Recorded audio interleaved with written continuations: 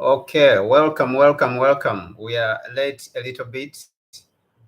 Sorry about the lateness. We had some technical problems, but nevertheless, we are here. Today, I want to talk about um, the third industrial revolution and the fourth industrial revolution. Many people have been wondering whether we are in the third industrial revolution or in the fourth industrial revolution. You're welcome, the viewers who are already in the chat. I'm glad that you came. It is important for us to have these conversations. So we want to examine, are we really in the third industrial revolution or we are in the fourth industrial revolution? What is mostly out there in the mainstream media is that we are in the fourth industrial revolution. And so our purpose here to, is to understand whether we are in the third industrial revolution or we are in the fourth industrial revolution. And then as Africans or Pan-Africanists, we have to understand where does Africa fit in? What has Africa got to do with each of these schools of thoughts? Because in my description, I said that there is two schools of thoughts. When you are talking about industrial revolution, there's one school of thought which says that there is a third industrial revolution going on right now, and there is another school of thought which is in the mainstream media, which says there's a fourth industrial revolution that is going on. I'll start with the mainstream media and what is in the mainstream media today. That is more popular today. They say that we are in the fourth industrial revolution, and this school of thought, which says that we are in the fourth industrial revolution, has been led by a gentleman called Klaus Schwab.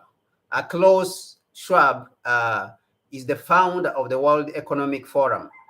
For those of you who know the World Economic Forum, the World Economic Forum was formed where,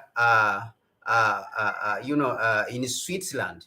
It is an organization which I can say that brings together the elites of the world neoliberal order or the international neoliberal order, and people who have appeared at the World Economic Forum. You can talk of people like Bill Gates. You can talk of people like the French president Emmanuel Macron. You can talk of Justin Trudeau of Canada, Jeff Bezos. All the elites of capitalism have appeared at the World Economic Forum. So this gentleman, Klaus Schwab, is the one who came up with the idea that we are in the in the fourth industrial revolution. He came up with the idea that we are in the fourth industrial revolution. And this is the narrative that has been hammered all around.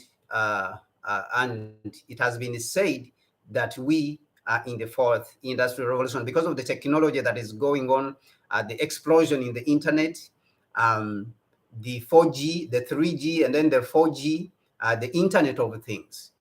Okay, all this has been described, the electric automobile.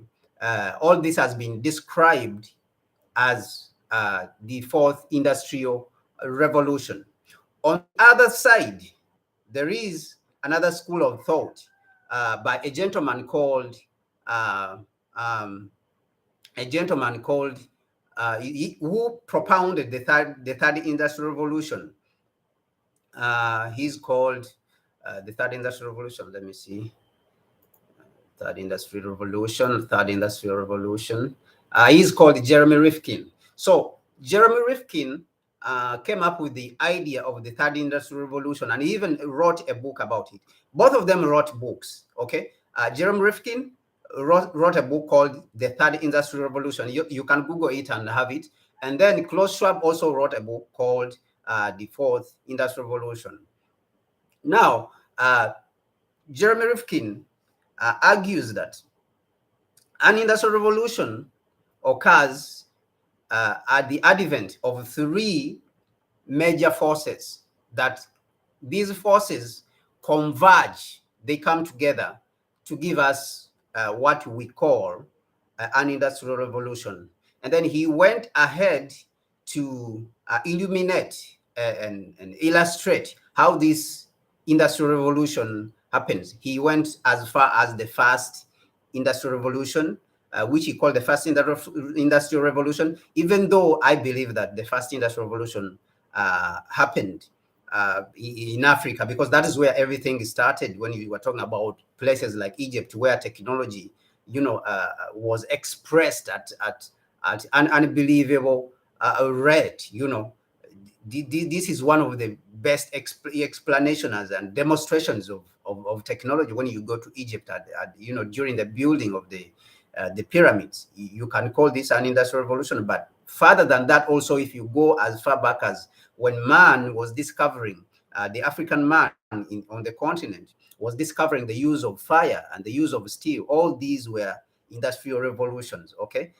And so for them, they chose to term the first industrial revolution what happened in Britain in the 18th century, in the 18th and the beginning of the 19th century. They called this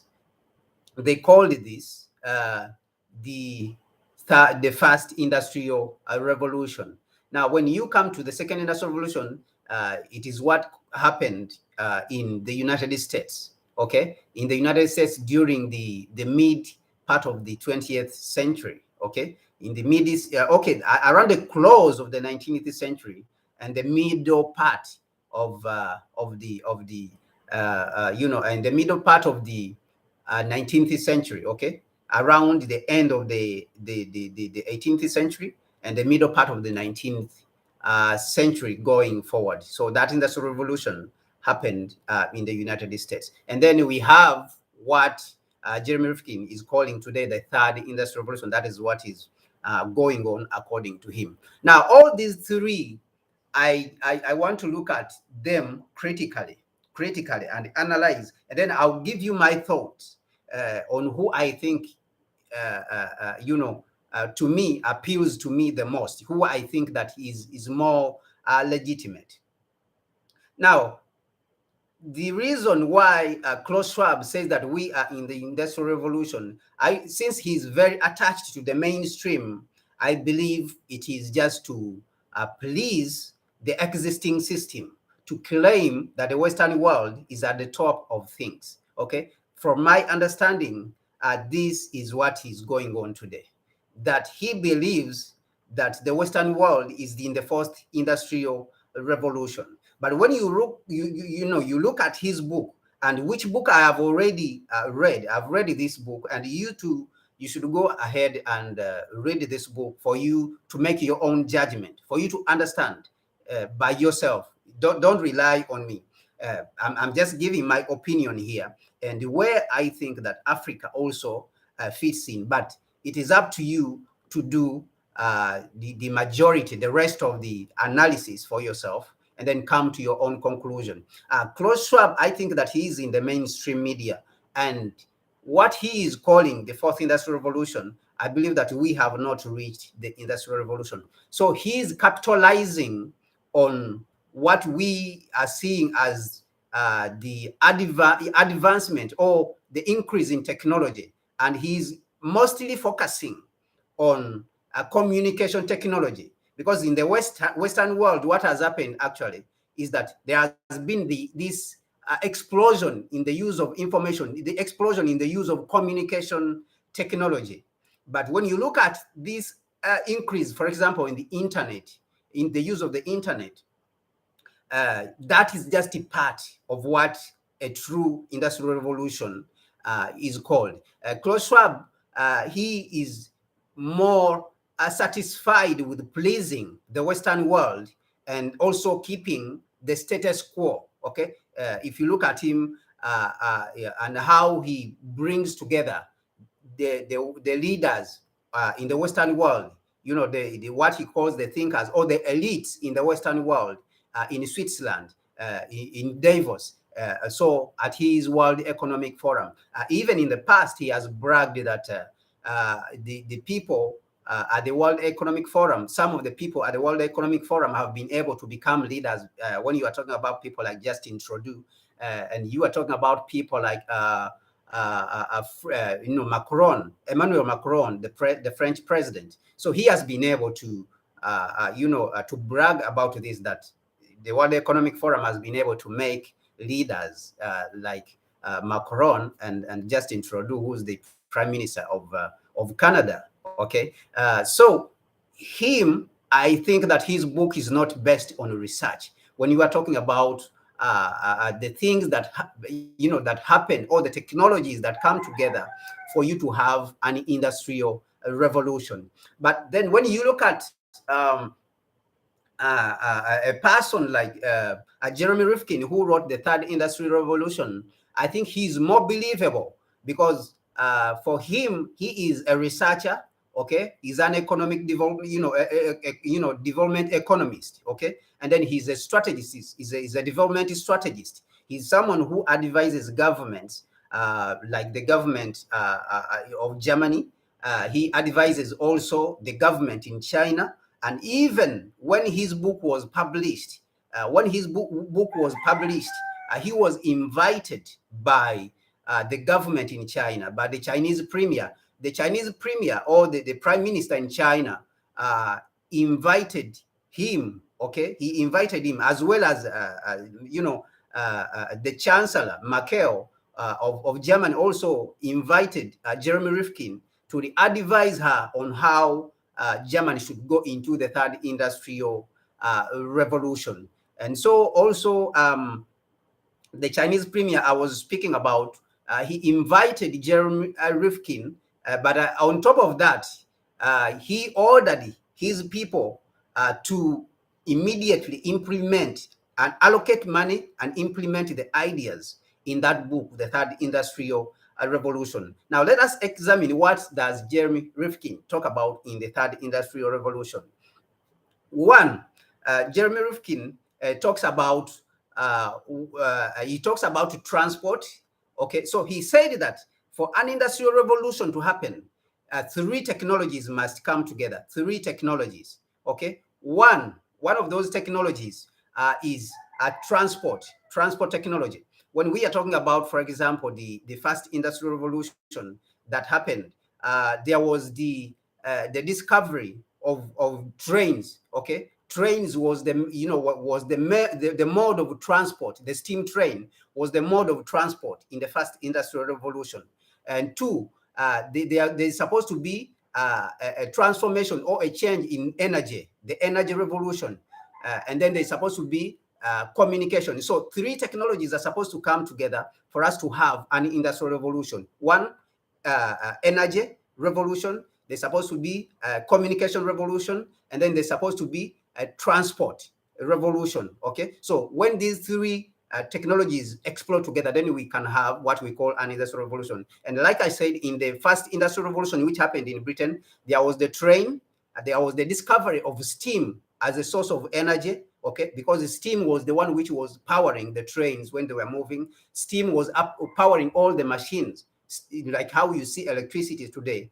Because electricity was discovered in the second industrial revolution in the United States, and it was used extensively in the explosion of the second industrial revolution. So in the first industrial revolution, we have steam as the source of energy, and then we have the train as a means of transport, and then we have the telegram.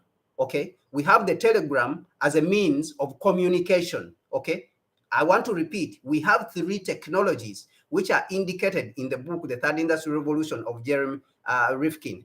If you are in the chat, I want to welcome you, my brother or sister, and I encourage you to put your charts in there so that we can share your ideas. You can give me your ideas, what you think about the third and the fourth industrial revolution, because I'm discussing I'm contrasting between the two. There is a difference between the two, but in the mainstream today, they are saying that we are in the fourth industrial revolution. And I would like to differ from that school of thought, and I've given you the reason. So I'm expanding further. Now, in Britain, like I said, the first industrial revolution, that is where it happened. And I continue to say that in an industrial revolution, you are supposed to have three technologies that converge together and they happen at the same time. And I said it is energy, communication, and transport. And I elaborated for you what happened in Britain, the technology that happened. And I said the steam was the source of energy. And then we have the transport, which was the train. And then we have the third, communication, which was telegram. They used to use telegram. And then that was the means of communication in the first industrial revolution. Now, the second industrial revolution, we had it happening in the United States. So in the second industrial revolution, what happened? There is still three technologies which came together and converged, okay? Converged. And I said that I buy the narrative or the school of thought of Jeremy Rifkin because it is well researched, and I don't buy the school of thought which they said that today we are in the fourth industrial revolution. And that school of thought is led by a gentleman called Klaus Schwab, who's the founder of the World Economic Forum. So the second industrial revolution happened in the United States. What happened during the second industrial revolution? One, there was a new form of energy, which was called hydrocarbons or petroleum, what we are having today, petroleum, diesel, and all that. There was the discovery of energy, as you know, there was discovery of petroleum or hydrocarbons as a source of energy. Two, there was the discovery or the commercialization of automobiles. So you see that the means of transport, now it moved from trains, steam trains, to automobiles, which were discovered by Henry Ford. Okay, we were commercialized. They were not discovered by him, but they were commercialized by Henry Ford. So the people started moving in mass from trains to automobiles on land. He put people on the wheels so that they can be able to move freely on land instead of relying on the trains. That was the second means of explosion in technology. And the third was the discovery of the telephone. So there is three technologies that happened in the second industrial revolution in the United States. There was the discovery of hydrocarbons as a source of energy, petroleum, diesel, and all the others, kerosene, which was the means of light, that's the source of energy. And there was transport, explosion in transport, the discovery of automobile and commercialization by Henry Ford. And three, there was the discovery of the telephone and people started calling. So these are the three forms of technology that happened in the second industrial revolution in the United States. Now, today, when we come to today, we are talking about the third industrial revolution. Many people have been saying is the fourth industrial revolution, but I concur with Jeremy Rifkin, who says that today we are in the third industrial revolution. Why?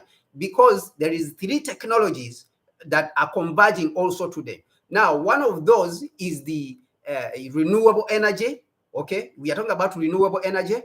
Two, we are talking about the Internet of Things. Okay, now the Internet of Things is happening today, renewable energy, Internet of Things, and then we are having an explosion in electric cars and high-speed trains. And all these technologies which you see are not actually happening in the Western world. They are just happening in the Western world to a certain extent, and they are happening only in Europe to a certain extent. But on a larger extent, okay, they are happening in the United States.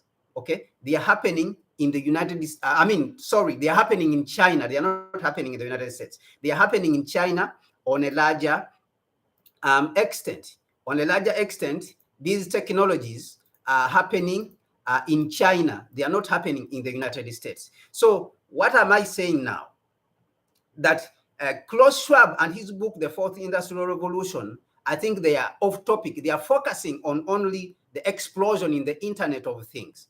But when we are talking about industrial revolution as a whole, I think Jeremy Rifkin, who argues that we are in the third industrial revolution, he's more on point with what is happening in the world. So you can see that all these technologies, the renewable energy technology, you're talking about solar panels, the use of solar energy, you are talking about the use of wind energy. All these technologies are happening in China. China is still also the leader when you are talking about, electric cars. China is still the leader when you are talking about electric cars. So you are talking about high-speed trains also. China, to a larger extent, he's far ahead of everybody. And this is what we call the Industrial Revolution. In the United States, on the other hand, the infrastructure is in decay mode. Their trains are antiquated trains. They don't care about their high speed. I mean, they don't care about their trains. They are very old. They don't have even a single high speed train. When you are talking about renewable energy, they are nowhere to be seen. The only area where they have touched a little bit on things is in the communication. That is where they have been having an advantage in the communication technology. But even in that area, China has overtaken them. You have seen that Huawei, companies like Huawei, have advanced, further than the West. That China is the one which invented. When you are talking about inventing, they invented the 5G. I mean, you see, so they invented the 5G that even the West is terrified to a larger extent. I mean, companies like Huawei. So you can see that the United States has really fallen behind. Now, where does Africa fit in?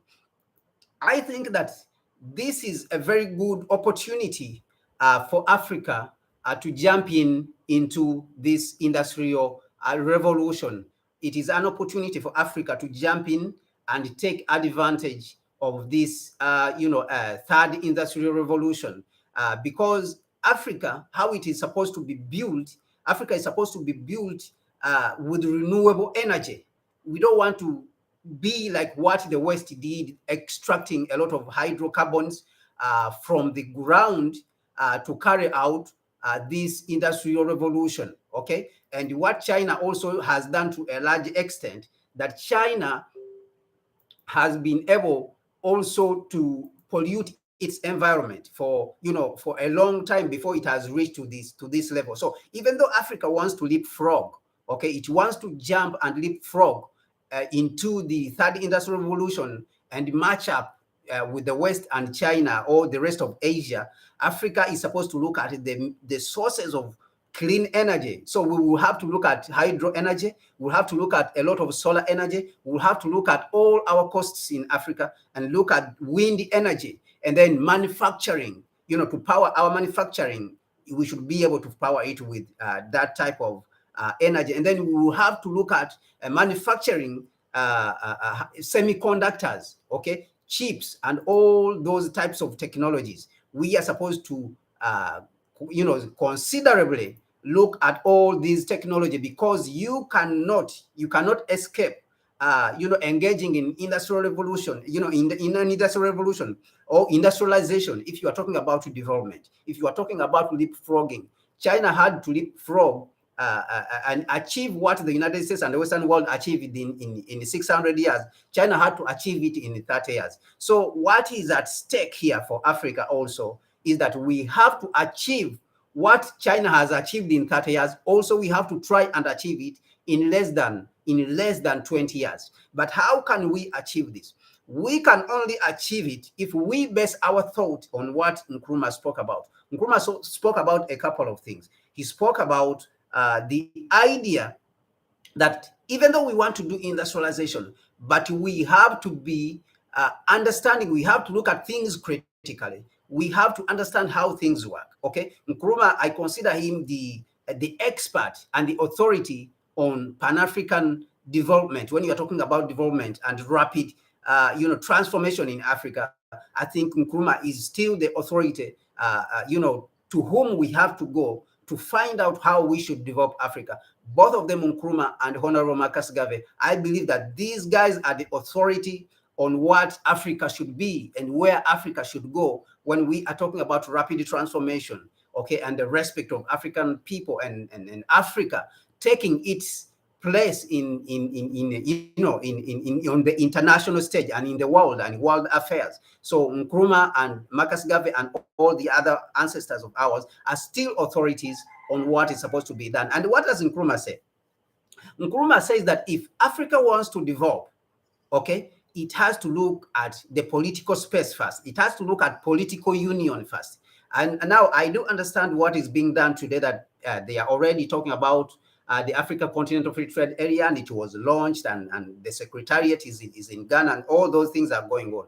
But you must also understand that we have a lot of problems on the African continent.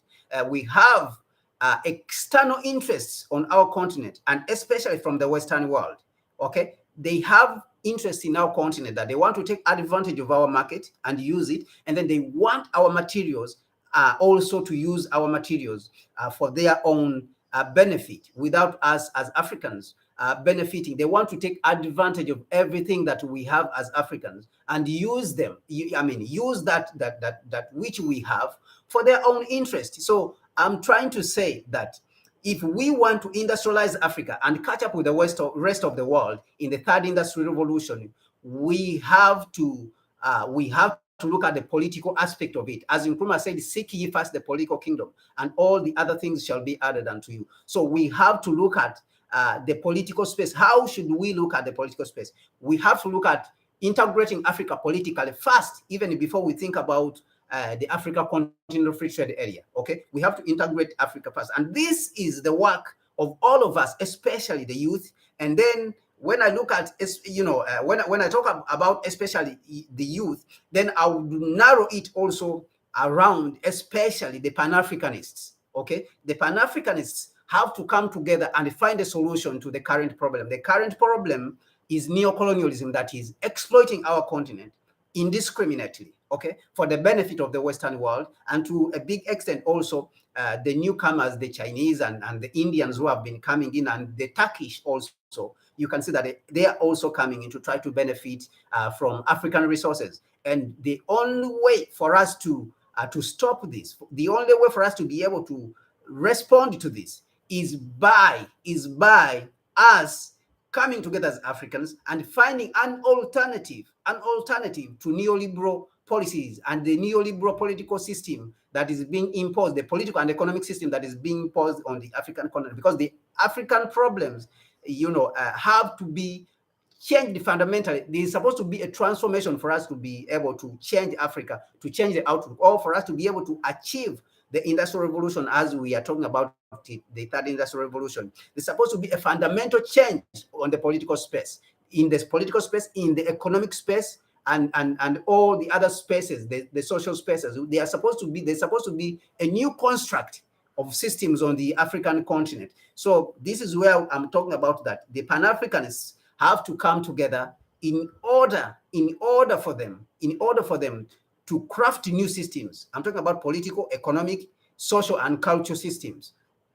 And then they will guide the rest of the continent in moving forward and how to achieve the new, what I would call African order, the new African order, and to take us into the third industrial revolution. And some of those efforts, we have started engaging in them as Pan-Africanists, because myself, I'm a Pan-Africanist. We have started engaging in those efforts, okay? Going forward, we have started engaging in those efforts. If you want to know what we are doing, just give me a contact, send me an email, put in the comment section down there, and I'll reach out to you personally. If you want to know what we have already started doing in mobilizing our people and getting them ready for African unity, and then consequently the third industrial revolution. So with that being said, I would like to thank you all who have taken the time to come and like and watch as we are discussing, we're having this discussion about what the third and fourth industrial revolution is about, and also which schools of thought have put out there these theories about the industrial revolution. And I went ahead also to expound on what I believe in as is the industrial revolution today. And I said that I believe that today we are going through the third industrial revolution. And this third industrial revolution also is what Africa is supposed to jump on. And China is already leading in this third industrial revolution. I want to thank you once again. Subscribe to the channel, comment in the comment section below, write down in the comment section below, and subscribe and share also. The button is down here. Please subscribe to it and share also with others, so that they can come here to the channel called Africa Reimagined, where we consequently, we will have these dialogues, and we are constantly also having these dialogues about our continent, the situation of our continent. What are we supposed to do for our continent, for us to move it forward. You know, is Africa where it needs to be? No, we know that Africa is not where it needs to be. And what are we supposed to do about it? So we are supposed to rely on ourselves as Africans to move Africa forward. So comment below, share with others this video, and invite them. Okay, invite them so that we can have these dialogues. Okay, we can share thoughts, because the purpose of me coming here is for us to share our thoughts regarding these industrial revolutions that are going on, and to share also thoughts on how we should work together to transform our continent. Because you believe me that the future relies, on the hands, on the abilities and the efforts of the youth. Thank you very much. Subscribe to the channel, share with others. The channel is called Africa Reimagined. Peace. Thank you very much. And Africa must unite.